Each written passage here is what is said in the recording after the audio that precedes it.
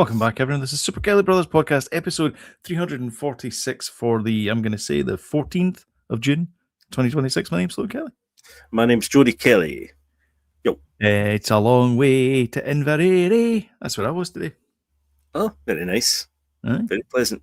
Yes. It was a lovely drive. It was a beautiful day today in the neighbourhood. It was 18 degrees and sunny. Is that the place that there's a jail? There is, yes, Inverary Jail. Yes, there's a castle, a jail, a bell tower, and a harbour. And more importantly, the Vital Spark is there as well. Because the guy that wrote it, I can't remember his name, sorry, apologies, comments below. The guy that wrote it is from Inverary. It's quite picturesque place. It's very picturesque, and it was like a mill pond as well, the loch. So it was beautiful. But here's the thing that took me aback was I'm in my you know, not in my youth anymore. I've lived in the lowlands my entire life, except now because I'm technically in the Highlands and Islands. So this is the first time I've ever lived outside that. I was supposed to live in Dundee for a while as well, but that's not really the Highlands. I've never driven through the Highlands, and I still haven't because Annie drove.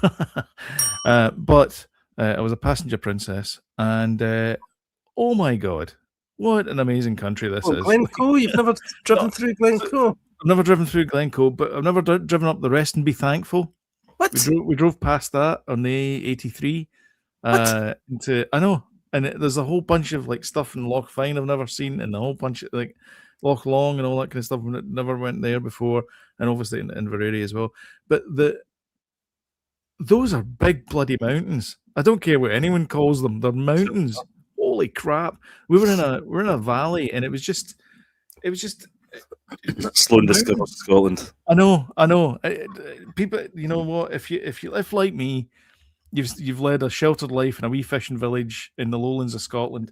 North and west. What you actually mean is in a basement in Canada. No, we grew up in Girvan, so we had the Pine Hill, which is it's a hill, it's a nice hill, but that was about it. We didn't have big valleys and stuff. We had Sundown Valley, and that was it. We didn't have massive big mountain ranges. It's huge. It's amazing. Massive mountains. Massive mountain ranges. Fighting off ninjas and everything. Yeah, exactly. Yeah. Aye. Beautiful. Honestly, I was just absolutely Come to Scotland.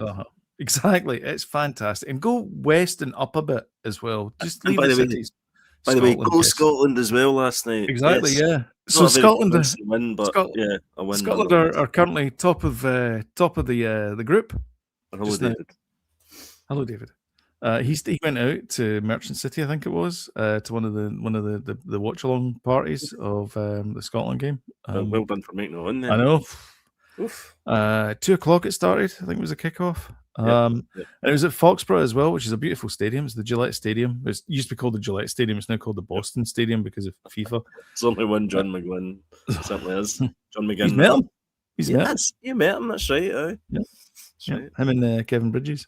Yeah. We did that program. Kevin Bridges talks about football. Mm-hmm.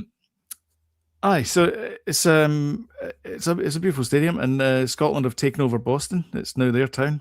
Well, the next game's in Boston as well. The next game's in Boston too. So yeah, go Scotland! Woo. Yippee! I never watched the match or anything, so I'm just happy we won. So, what did you watch it? Did you stay up late and watch it? Yeah. Or did you go to your bed with a wee warm cocoa? Watched the whole thing. Did you? Stayed up, sat up, watched the whole thing. Evelyn watched it, and Danny watched it as well. Really? Yes. I was tucked up in bed by midnight. Lightweight. I was like, lightweight. Anyway, it's fab. I like my sleep. Fab. I like my sleep. But I do recommend going up the old Highlands. Aye. Fantastic. I know it's taken me a while, but anyway, it's worth it. Shall we talk about the tea? Yes.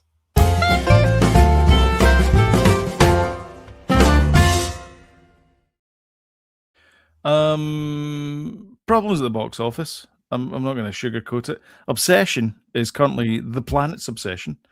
It has got $248 million worldwide. This is on an R-rated film, horror movie that made 175 domestic, 73 international, and it's going gangbusters. Scary Movie has made 129 million worldwide. Wow.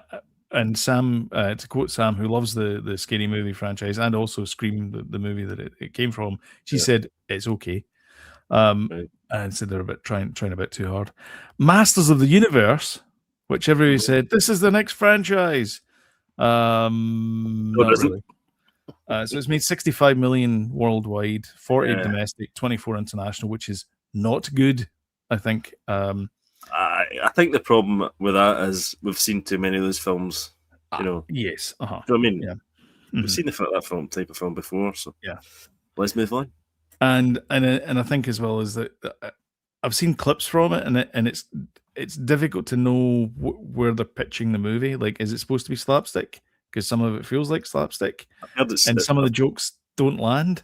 Well, I've heard a lot of the jokes don't land, and there's too much of it, too much stupid stuff. Like, for example, I've heard that Jared Leto's performance is too comical, and he's not, Well, that's the thing. So there's a bit in it where it's the same tone as this, where it's that, do you remember in Emperor's New Groove where she says, "Gronk, pull the lever."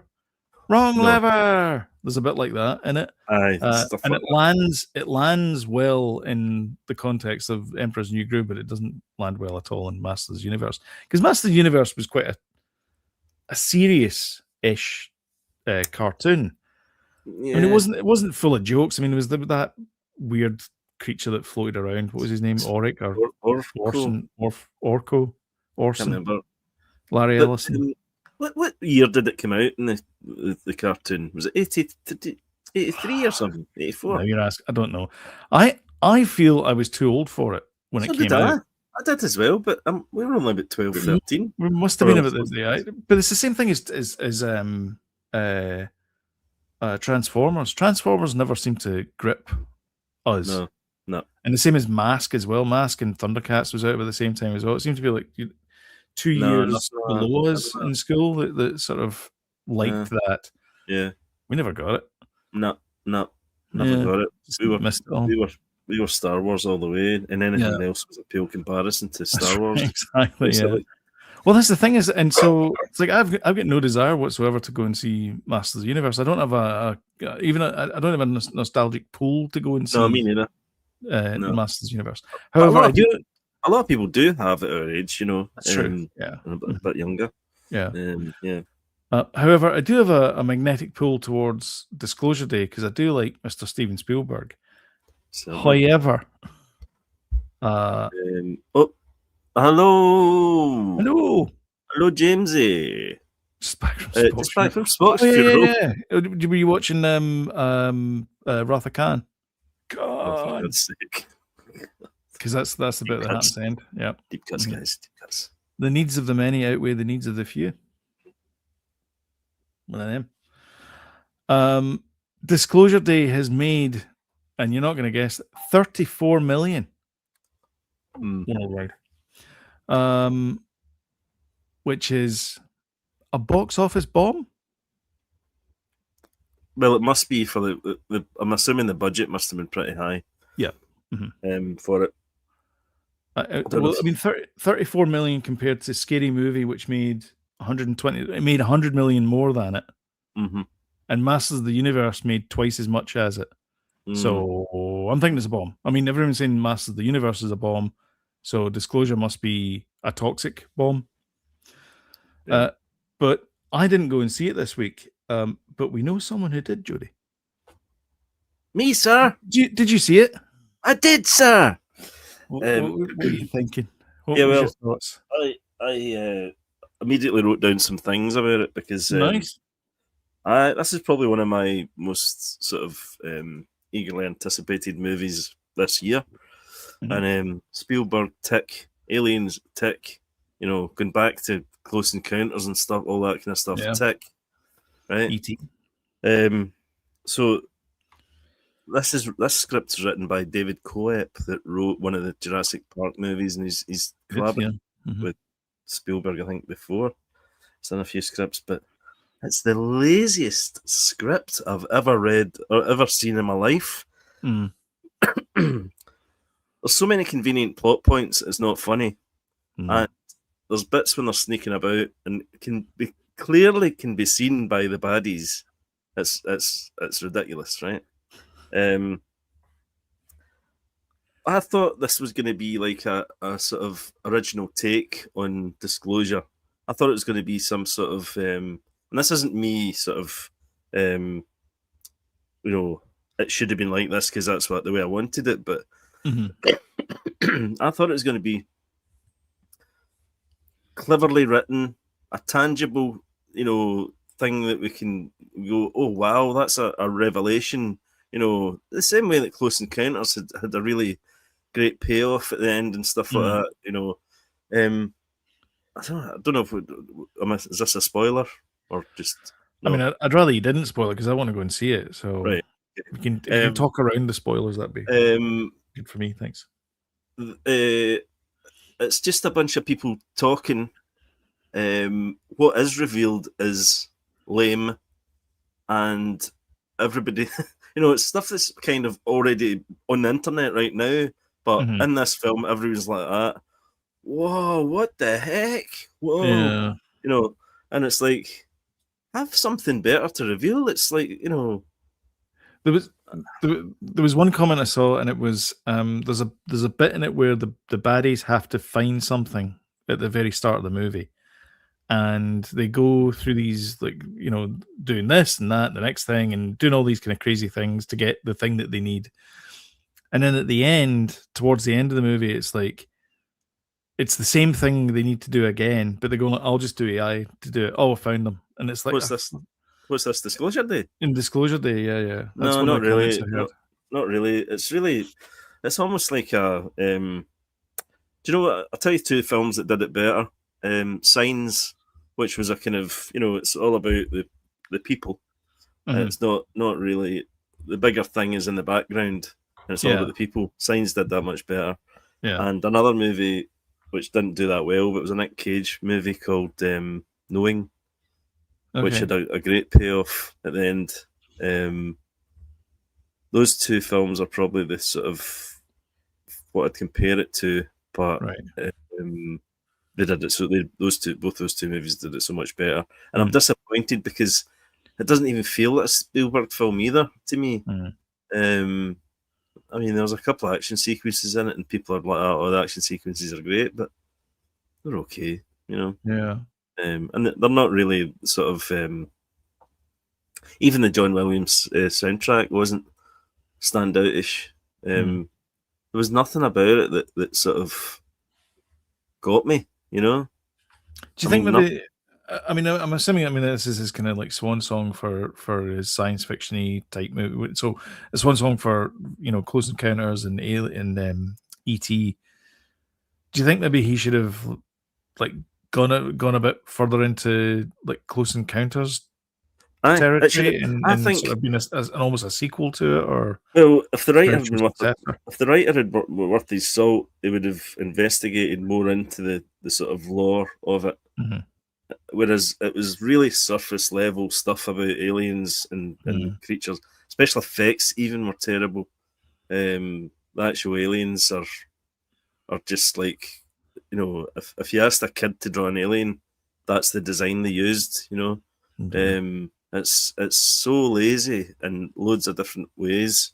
James is saying here that the team he's talking about the young team. He says the young team, yeah. The young team don't care about Steven Spielberg, and I think he's right.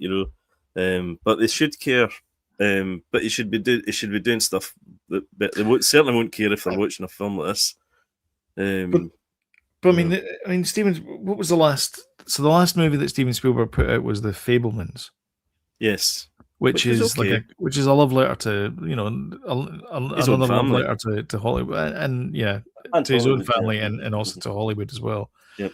And it also kind of partly autobiographical as well, because there's a lot of kind of crossover between what happened in his life and also what happened to the kid. And David Lynch. Remember, David Lynch was in it. He plays. John Ford, isn't it? I think it's John Ford. John Ford, yeah, which is terrific. Great. Yeah.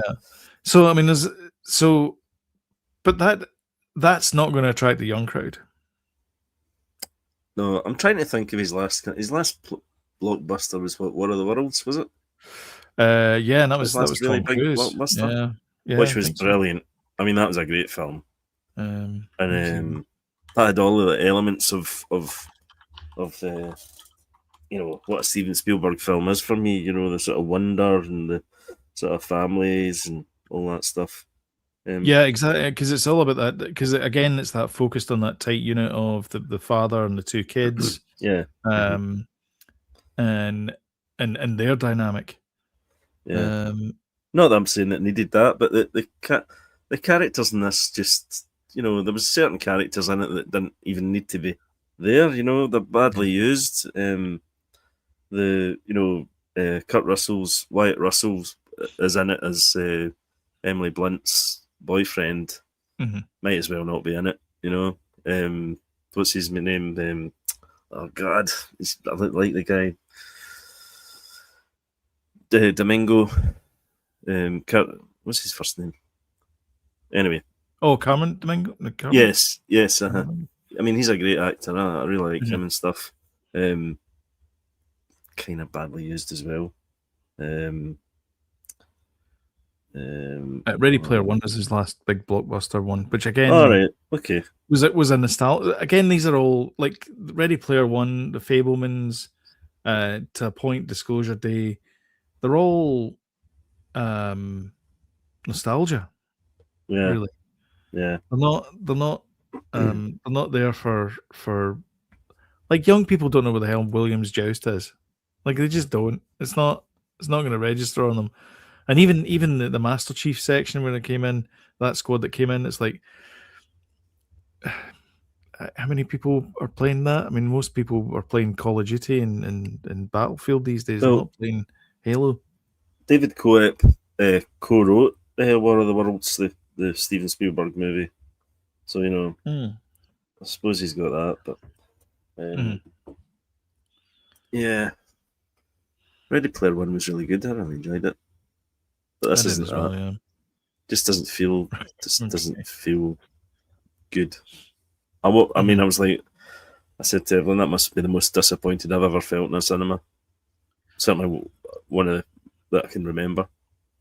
Probably, I can't remember what the last one was, but hugely disappointed. Hugely. Yeah, but I'm looking bigly, as Trump would say. Bigly, yeah. I mean, I'm looking at. I mean, going all the way back to just sticking to the 2010s, right? So the first movie of the 2010s he did was Adventures of Tintin. I've watched one. I like that.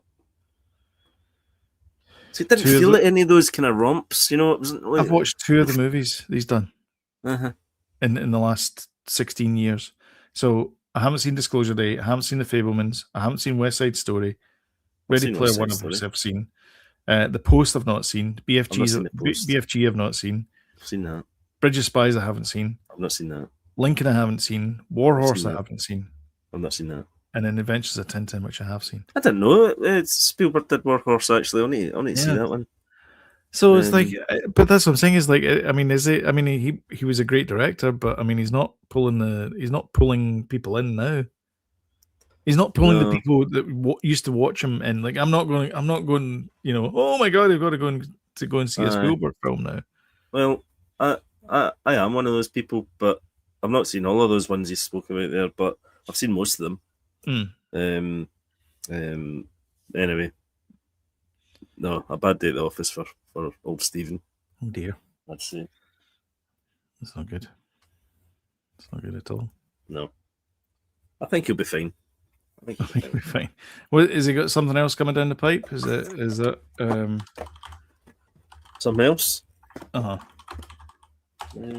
Is he doing something else? I'm just looking up just now. See if he's got anything else. What's his next gig? Yeah, what's his next gig? I mean, he's what, 80 now?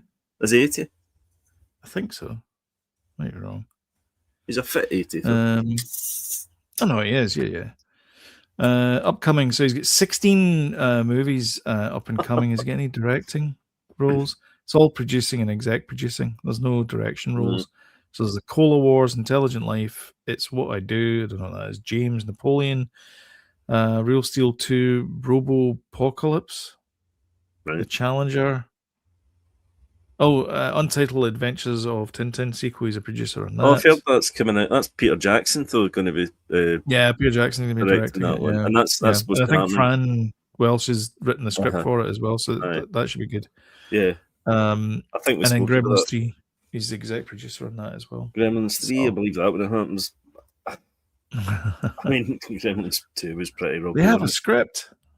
Yeah. What? So, oh, I forgot to put that in the rundown, but I'll talk about that briefly in just a sec.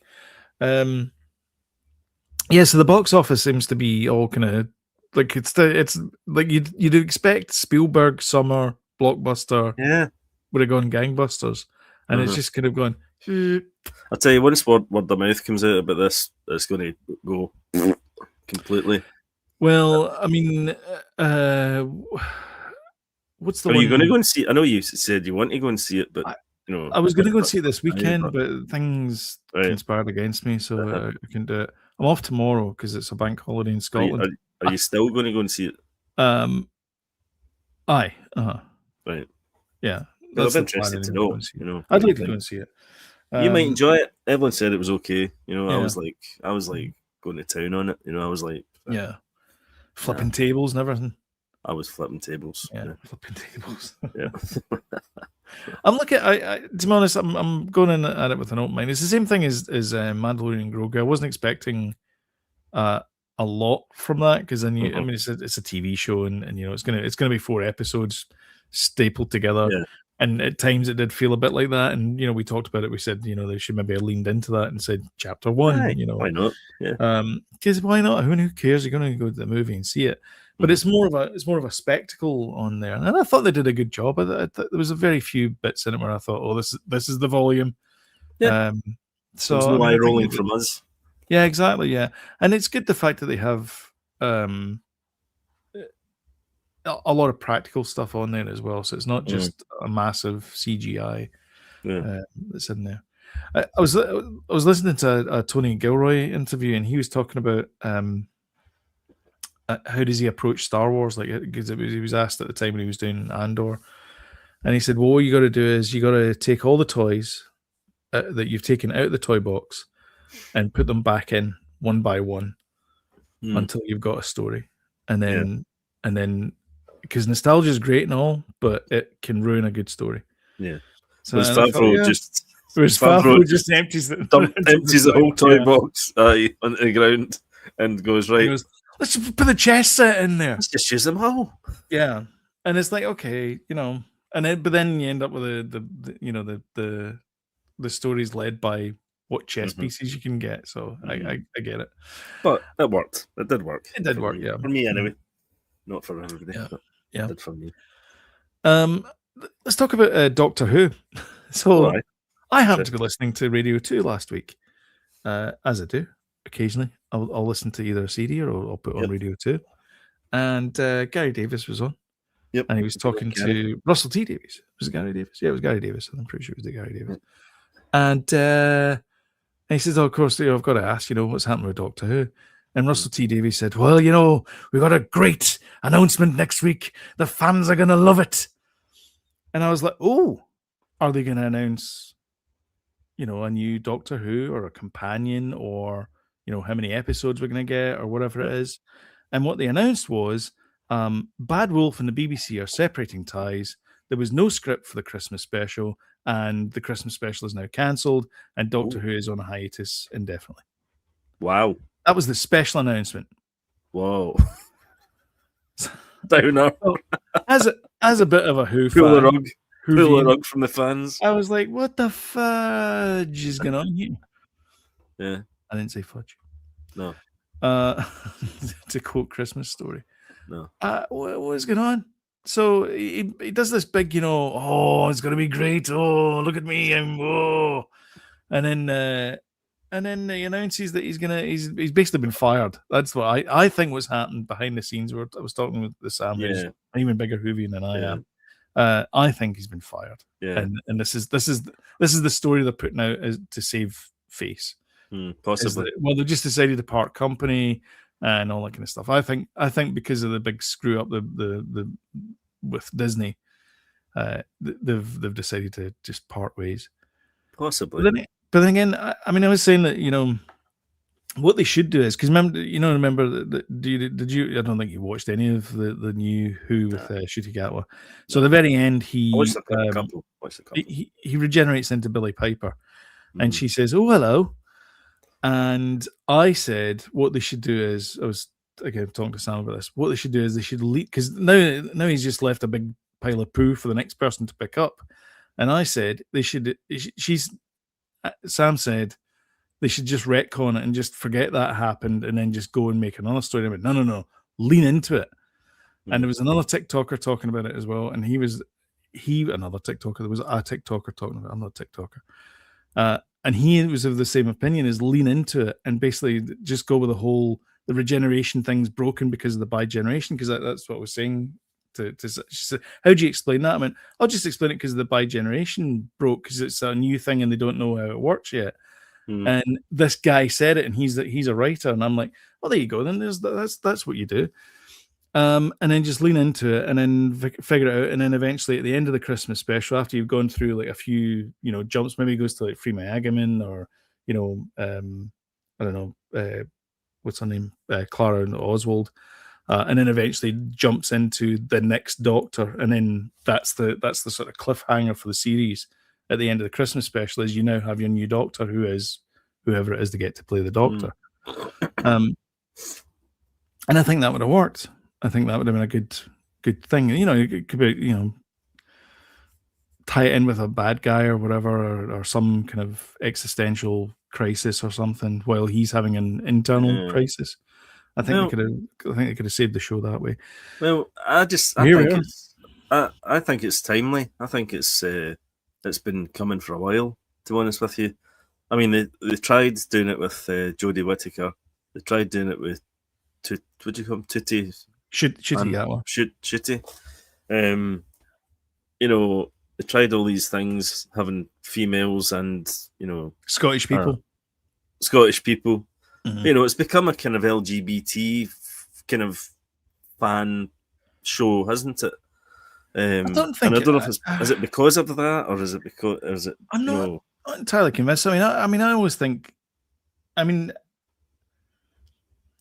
is it because of Russell T Davies that, you know, is obviously? Yeah.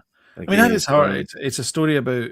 It's supposed to be stories about people and how they react in strange situations, and how they grow, and how they can shape the Doctor, because they're like the voice of reason for the Doctor at times, and then because he can be a bit bombastic and all that. And I think it doesn't really matter your makeup of that. Like leaning heavily into that is not a good idea. I think it's but it doesn't matter.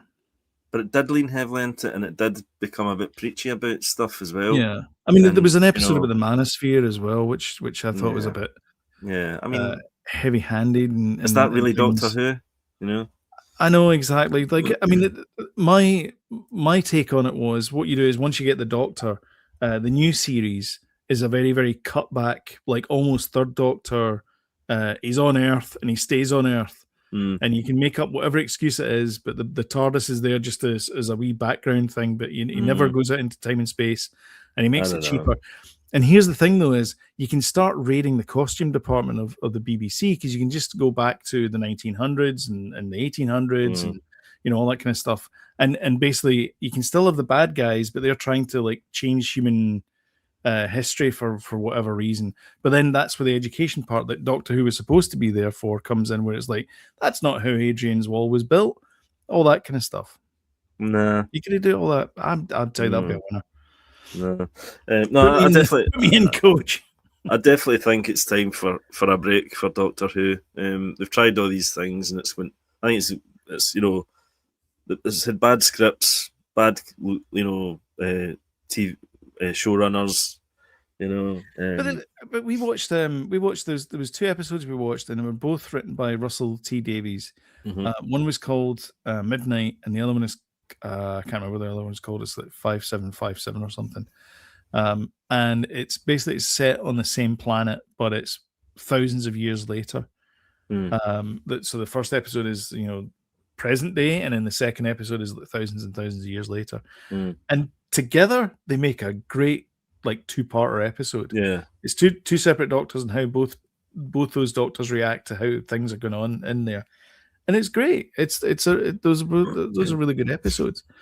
Yeah, so it can be done.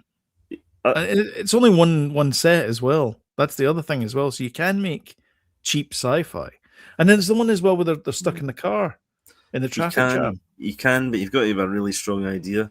I don't think that would work for Doctor Who. It'd become a different show, But that's the thing is that, but you could make it like that. You could make it like the Twilight Zone. I'm not saying make it like the Twilight Zone, but then it would be a Twilight Zone. Wouldn't be Doctor Who. But I mean, no, I know, but I'm not saying. I'm saying you could have it as a bottle episode, a sci-fi bottle episode.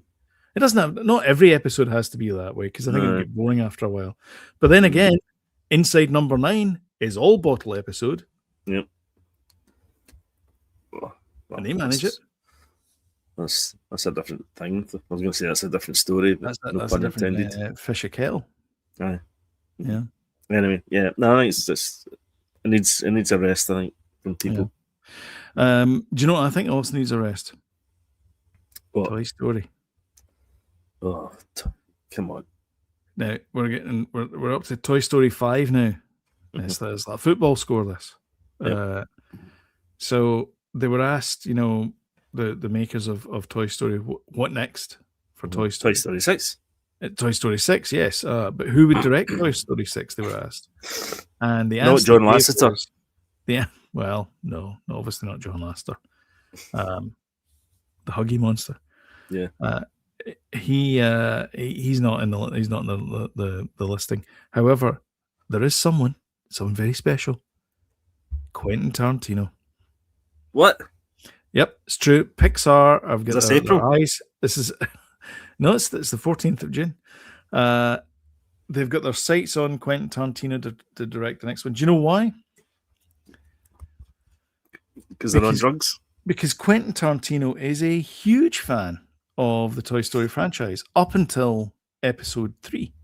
Right. He hasn't seen beyond the third one because he says that it's the perfect ending for the story of the toys, and there's no need to make a fourth one. Now, I happen to agree with him. However, I did agree until we saw 4. He's not seen Forky. So he doesn't know. Sporky. Is it Forky? Yes. It's Forky. It's Forky. But it should be Sporky. It should be Sporky, but he's called Forky because Forky asks a question. Yeah. I still think they should have done another series of that, but never mind. I really like Forky Ask a Question. That was really good. It was so cheaply done. It was like the Forky Asks a Question. It's brilliant. Anyway, so they want Tarantino to direct Toy Story 6. That'll be interesting. It'll be interesting. The script, if he does the script as well, that'll be interesting. Yeah. He's never done he's done animated in Kill Bill, remember? So he has directed animation before. There's a whole animated part in Kill Bill. Oh God, I can't remember that. Part fast forward that. It's a bit with Lucy Liu's character. Oh right, yeah, okay, when she's a kid and how her parents. Anyway, right. She becomes who she is. Madam Vastra, whatever her name is. So he has directed animation. So yeah, I've been interested. I mean, I like a kind of thing like that. It's like, a guy from the type of movies he's from, very wordy. If he does a script though, it might become a wee bit of an editor's nightmare, and it could be a 4-hour movie. So that's a problem. That is a problem, yeah. And that is a terrible strain on the animator's arms. Yeah, but we have some comments. Mr. Ronald Aaron Lopez, land where what? What? Thanks for your comment, though. Appreciate it. It might have been something we were talking about Maybe. 5 minutes ago. Yeah. We're talking about land. Land who? Yeah. Land O'Lakes. Yeah. Minnesota. Yeah. Lilo and Stitch have just hired the one person that could actually make it work for Lilo and Stitch 2. Why did they make the live action movie and then blow it all up at the end? Well, it made a fortune, didn't it? It did, but I mean, it broke the whole point. I mean, the whole point. I mean, Lilo and Stitch is one of my favorite Disney movies because it's, you know, Ohana means family, and Ohana means, you know, no one is left behind or forgotten, and it's a real tearjerker moment in the when Stitch says it. You're like, and they completely forget about that in the live action version and sort of basically split the family unit up, which is a bit weird. But the guy that does the voice of Stitch, Chris Sanders, he's done the voice of Stitch forever, so he did it in the live action one as well. He's been tapped to direct it. What? Yeah. Right. So he's going to do a sequel to Lilo and Stitch. Now he's already you're not interested. He's directed How to Train Your Dragon. You love How to Train Your Dragon. What, the guy that did the voice for Stitch has done How to Train Your Dragon? Yeah. So he's got chops. Yeah. The live action version. Or the cartoon version. I don't know. Let me check. I think it's just the cartoon version. Career. He's worked at Walt Disney World, obviously. Walt Disney World. He's worked at Walt Disney Animation Studios.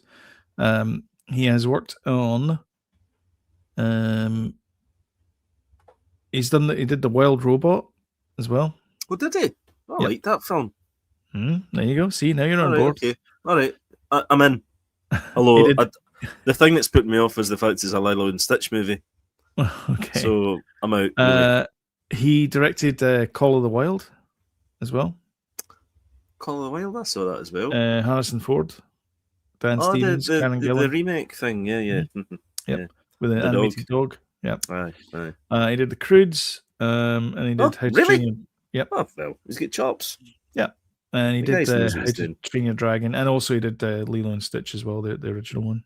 Right. And so he did the voice. A few bits and pieces. And he did the voice. All right, wait a minute here. So he was a director, but he just was the one that did the voice. It's like Brad Bird, with, you know. Yes, aye, right. No capes.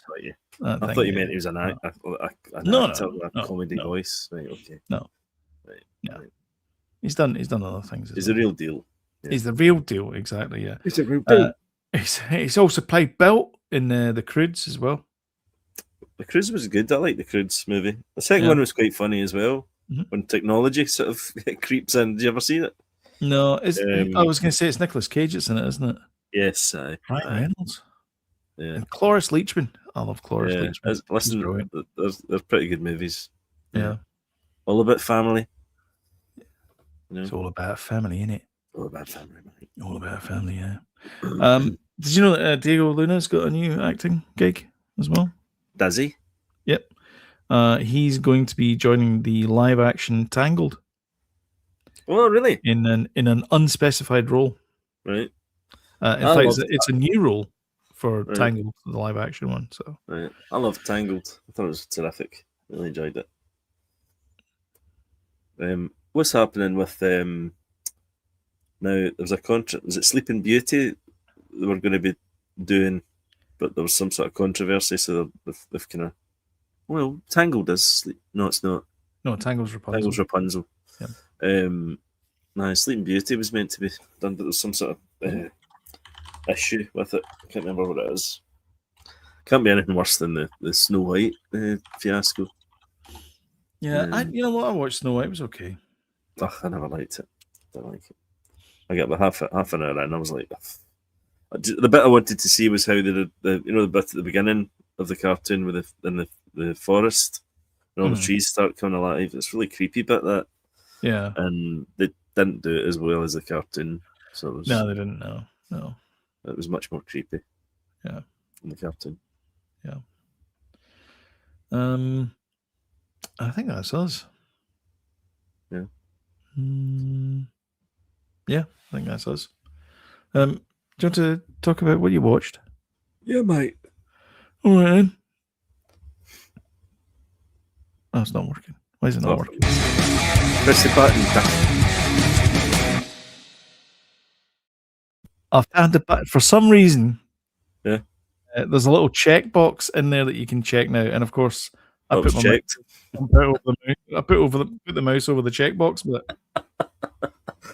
Do you know, checkboxes are the bane of my life. I see it at my work, and something doesn't work, and it's like into settings. Oh, And there's a wee tick box not ticked. You're like, yeah, I know. settings. I know. The checkbox is usually called "Make It Work." Yeah. So we've been at the cinema quite a few times. The past, obviously, we missed last week because you weren't well. I've not actually been well either, but I pull through. I'm still got a bit of a cough, but I'll survive. So yeah, disclosure day. Obviously, we spoke about. We went to see Backrooms, the sort of often talked about. Strange phenomenon, internet phenomenon thing that was liminal spaces. That was the word I was looking for. Which was excellent. I really enjoyed it. I saw Obsession as well while we were away, so I could compare the two. And I liked Obsession. I thought it was really good. It's a really well written thing. And I love the song. What? Human League song. My obsession. Come on. But I thought Backrooms was better. I enjoyed Backrooms. I thought it was. I like that weirdness. I like the eerie kind of, sort of atmosphere about it and everything. Yeah, I really liked it. I mean, the guy that directed it was only 19 when he made it, or something. 20. Obsession. So yeah, he's a YouTube. No, not Obsession. Backrooms. Oh, Backrooms, right? Okay. Backrooms. Yeah, I prefer Backrooms, just to clarify. But Apple TV, we've been watching a couple of things. Widow's Bay, which is brilliant. It's like a kind of folk horror type thing, and it's really good, man. It's amusing as well. There's a lot of humour in it. He's like terrified, but it's also quite funny because he's the guy from The Americans, the Welsh guy. I think he is Welsh actually. Yeah, he was in that Netflix show. God, we watched it, and he was like a kind of creepy neighbour.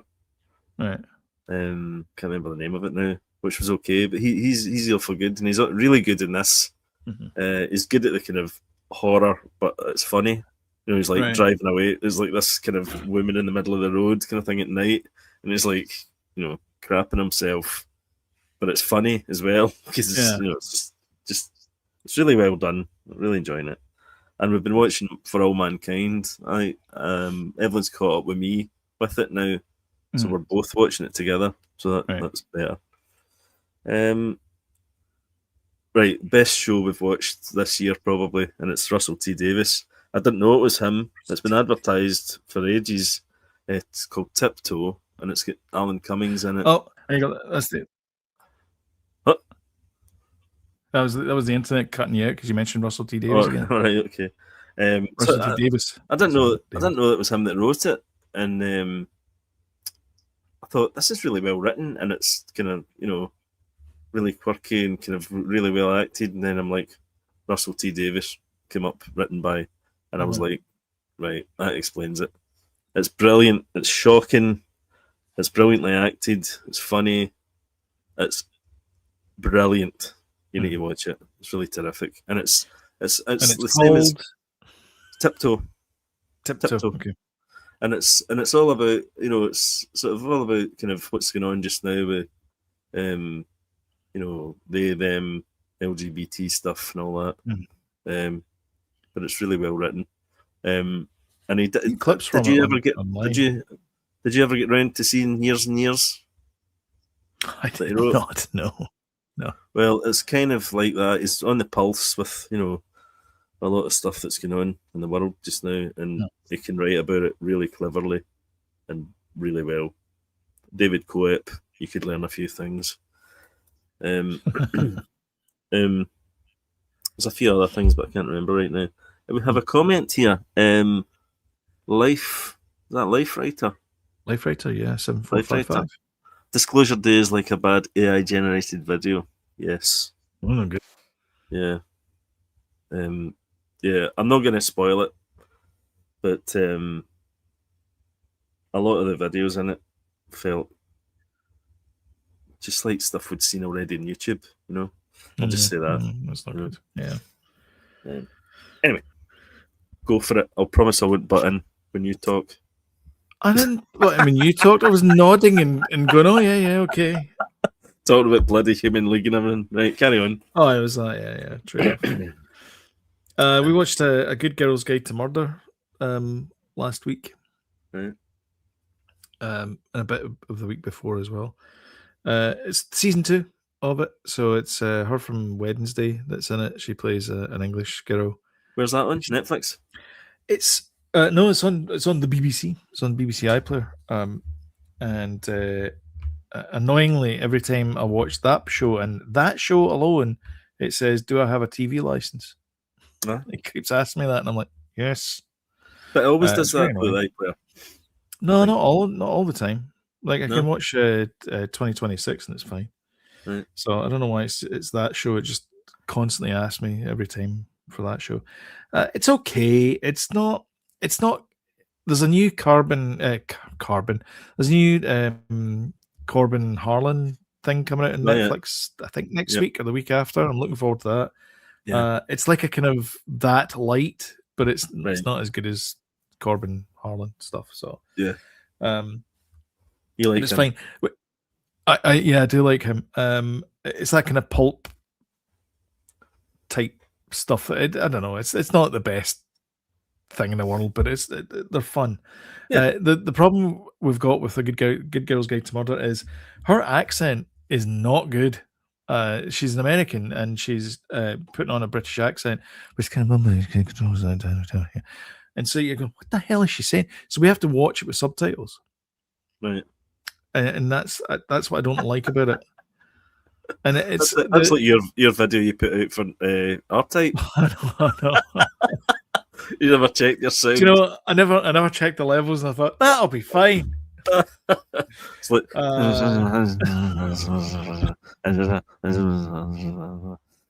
R-Type music in the background, really loud. Still kicked your ass though. You did. Anyway, I'm being picky. So yeah, what's that? We finished Spider Noir. You know, there's been that much stuff that I've not. Really, I need to get that this week. Aye, that's bad, isn't it? Well, I think it's. I won't spoil it for you, but I truly believe that it stuck the superhero landing. Good. I think they did a really good job of it. I would recommend watching it in black and white than the color version of it. We've seen stills from the color version, and it looks jarring. It doesn't look good. I know. So the black and white one is the way to watch it, I think. I still think they should have gone more vertical with it. I think they should have cropped it 4:3. But because there's a lot, that kind of aspect ratio. Because there is quite a lot of, especially in the fight scenes with Spider Noir himself, there's a lot of verticality in it. So I think that would have helped there. For the movie last weekend, we watched Starsky and Hutch again. Brilliant. Why was that movie terribly received? It's hilarious. I loved it. I thought it was brilliant. It's so good. Like every single person in it is great. Like Jason Bateman, I think this must have been like his first like movie or something he did. I mean, it's a long time ago. He's brilliant in it. Vince Vaughn is just chewing up the scenery. He's fantastic in it. And Owen Wilson and Ben Stiller as Starsky and Hutch is just, and Huggy Bear as well, played by Snoop Dogg. So good. Yeah, so it is. That's right. Yeah. We've got a comment here. Alistair, hello, Alistair. Been watching Fish on Friday, I hope. Saying that I've started watching the colour version. Oh my God, Alistair, come on now. I was undecided which one to pick. Black and white. It's got to be black and white. Black and white. Yeah, black and white one. Got to be black and white all the way through. Clarkson's Farm started again. Yes, season 5. See when you did your voice, your Clarkson voice there, I was like, oh god, I forgot I've watched all that. I'm up to date with that. Yeah. Yes, that one. Yeah. Oh yeah. Yes. Utterly brilliant television. Yeah, it's fantastic. I mean, say what you want about Clarkson, but that guy can make a TV show. Yes. Like he knows what makes a good TV show, and he's making them. And his service, yes, we'll get to that in a minute. His work on farming is just amazing. Like the whole thing about going to Holland and Denmark, I think it goes to talk to those farmers about the new technologies and what they're doing, all like the space age stuff.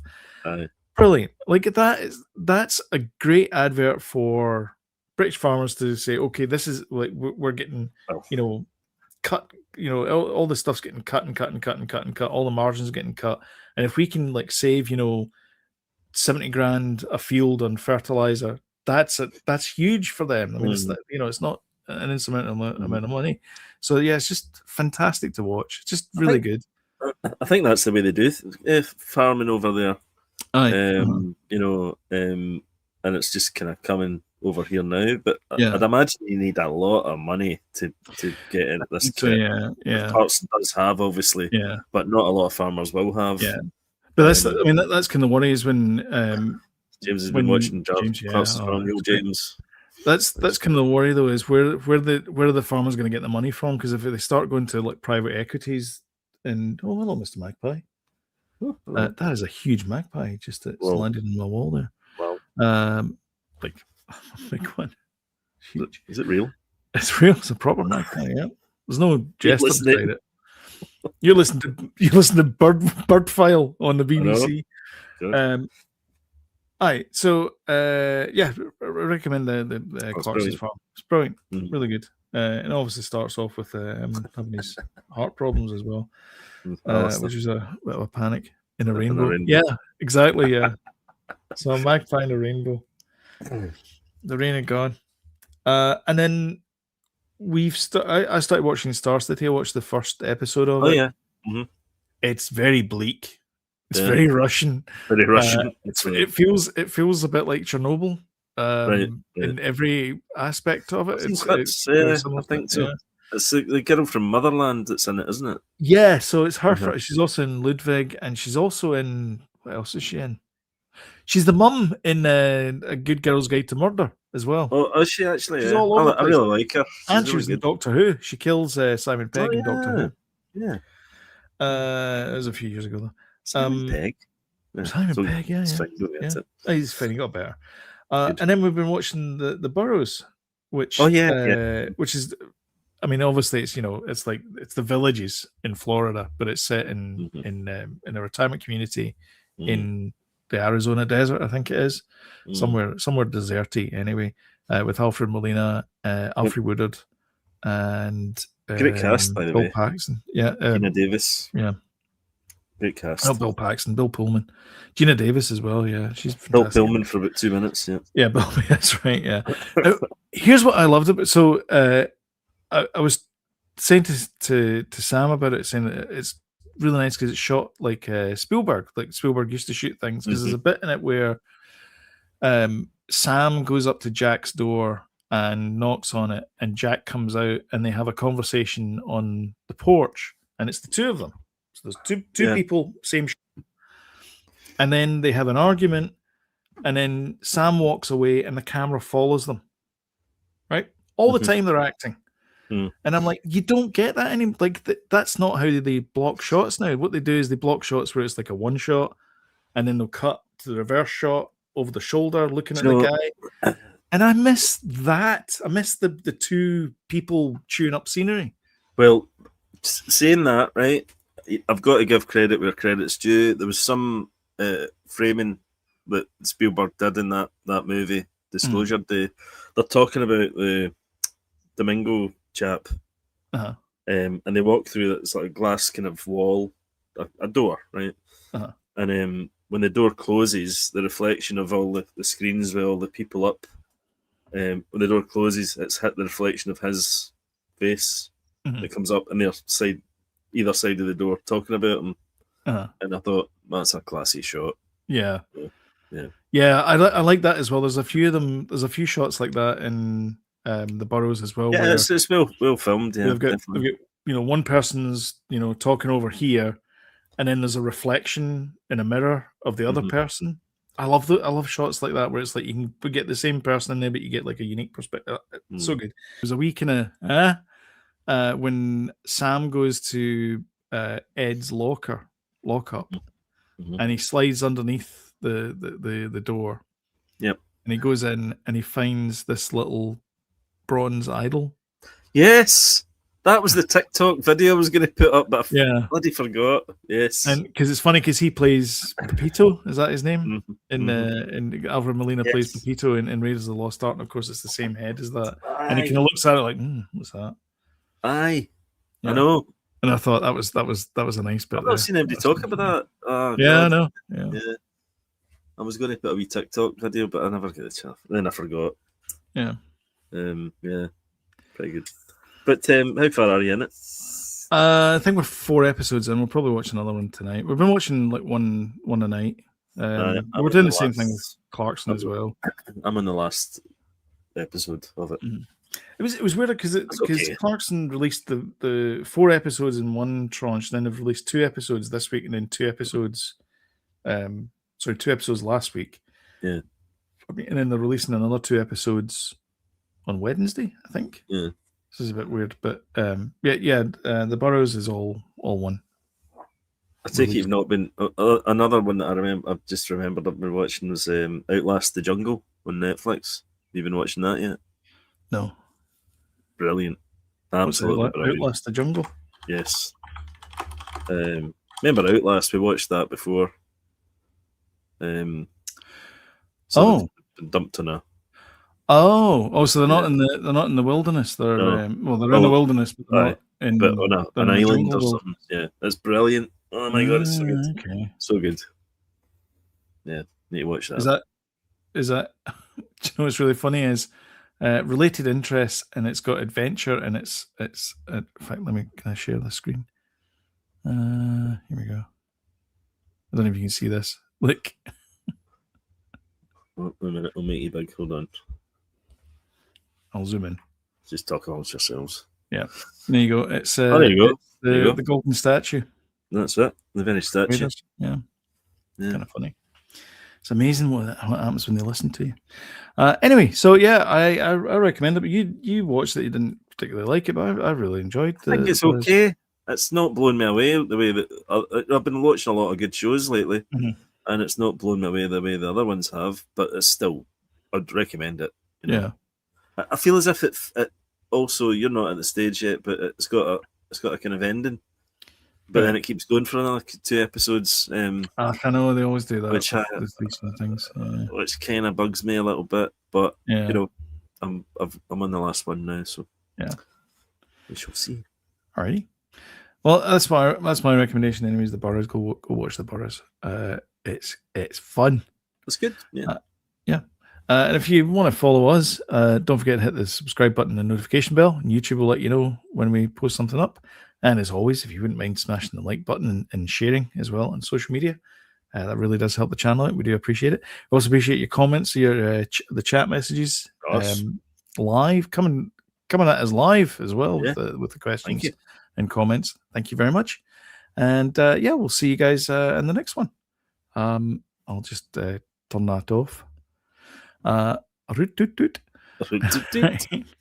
See you guys later. Thanks for coming. Bye. Cheers. Bye.